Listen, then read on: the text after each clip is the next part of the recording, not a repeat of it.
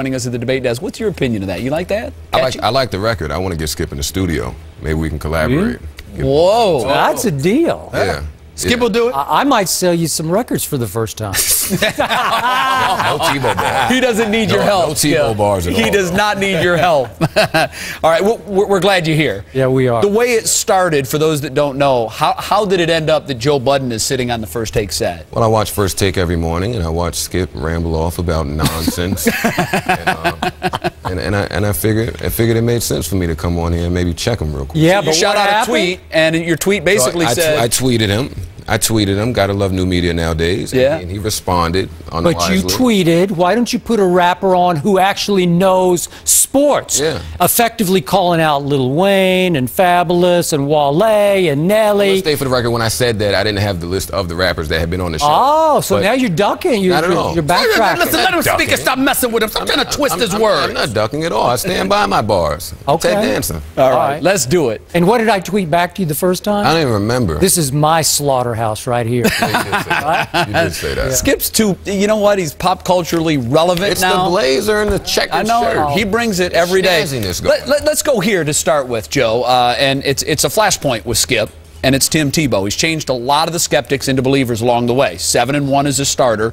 Stephen likes to point to his numbers in the first 3 quarters aren't the greatest. Are you sold on Tim Tebow as the long-term starter for the Denver Broncos? I think his numbers aren't the greatest through the first 3 quarters would be an understatement, personally. That's being kind, yeah. They're horrific.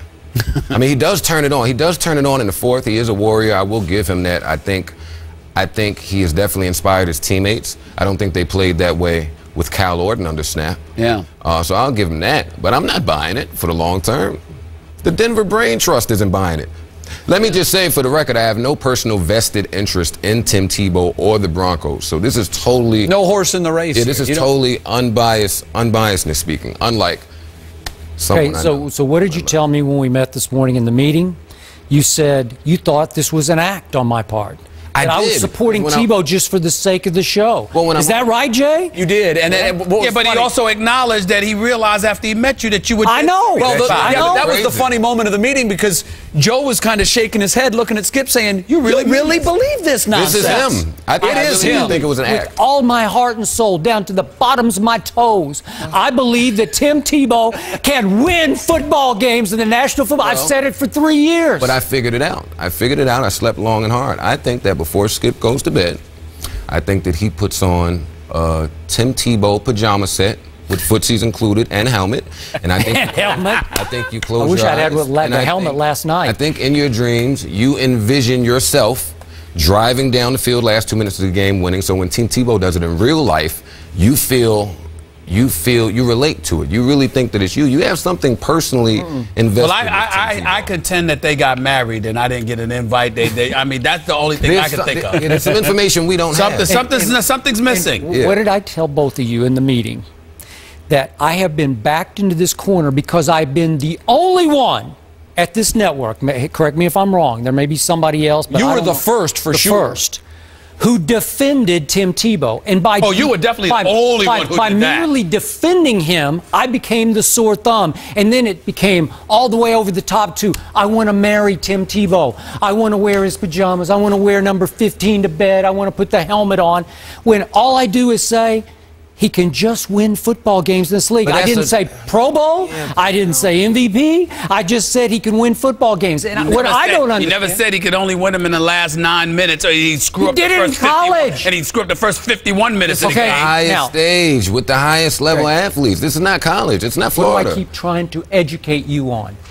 Whose fault is the first 51 minutes, as you keep saying? It's the Broncos Brain Trust. They don't want him to succeed.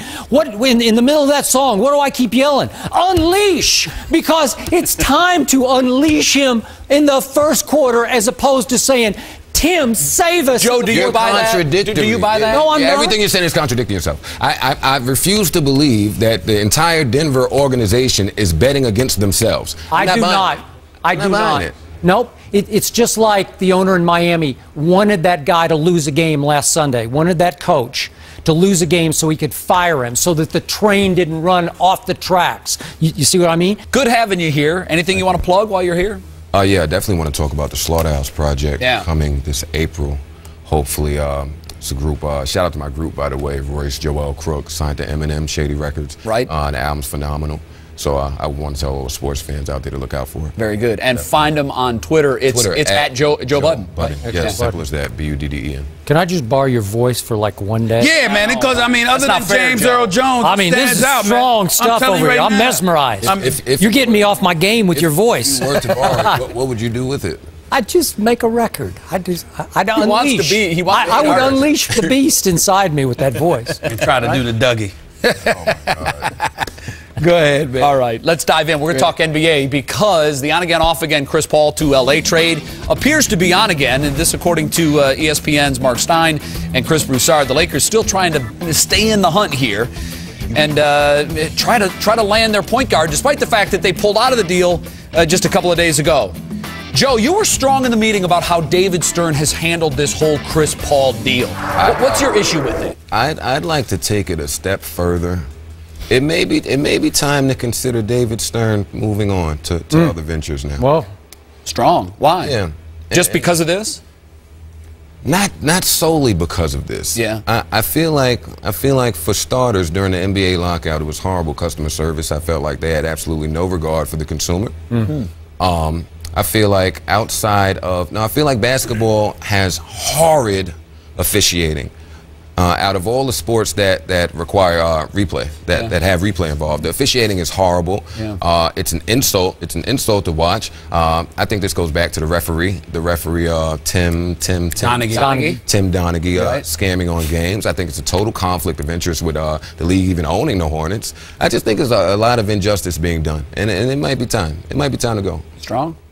Well, we disagree on that. First of all, Commissioner Stern is on the verge of retiring. This was his last collective bargaining negotiation. But still, a couple he's going to be here for a while. A couple of more years. I understand. Well, a couple more. He's 70 years. He's going to be 70 years of age. He's going to walk away from the game soon enough. But I think that what a lot of people need to take into consideration. See, here's the problem that I have with it. It as great as Michael Jordan and Magic Johnson and Larry Bird were, they're not just the only ones that made this league to what it is. Yeah, you're fighting over billions of dollars, but the one constant throughout this whole process has been Commissioner Stern. He's the one that inherited the league as a commissioner in 27 plus years ago. He's the one that took it from tape delay in 1982 to being a multi-billion-dollar primetime establishment. A lot of the money that these guys are making, he has something to do with. Commissioner Stern and Skip and everybody knows he and I have had our run-ins over the years. We butted head many times. He's called me stuff I can't even repeat on television, no doubt. But even with disagreeing with him, I'm mindful of his contribution to the game.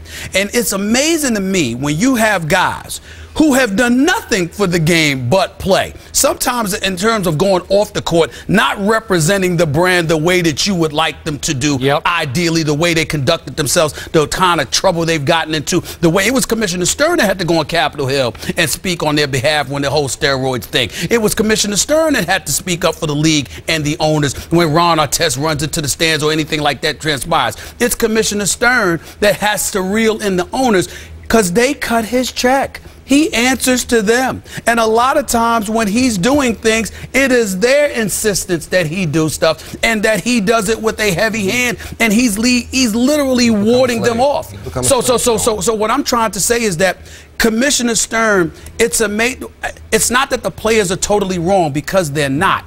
I get on them for their lack of understanding and appreciation for the position that he's in. They understand business. All the time they are spewing business, business, business until they don't have the leverage. Then suddenly they're victims. Yeah, I agree. That's weak. That's weak. If it's business when you have an advantage, then it's business when you don't have an advantage. And at the end of the day, if you're the commissioner of the NBA, you answer to the owners, and the owners, since they're the ones cutting the check, assign him the leverage and the advantage that he needs. If you're going to hate on it, tough, because that's the situation that you're in. And last but not least, owning the New Orleans Hornets, they couldn't find a buyer. Wait.